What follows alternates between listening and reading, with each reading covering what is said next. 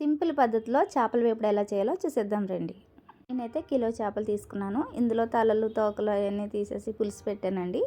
ఇవి ఫ్రై చేద్దామని పక్కకు పెట్టుకున్నాను అనమాట. దీన్ని నిమ్మరసం పసుపు ఉప్పు వేసి శుభ్రంగా కడుక్కొని తీసుకోవాలన్నమాట. తర్వాత దీంట్లోకి రుచికి సరిపడగా సాల్టు కారం పసుపు ధనియాల పొడి గరం మసాలా వేసుకుని అలాగే ఒక 2-3 స్పూన్లు కార్న్ఫ్లోర్ కూడా వేసుకోవాలి.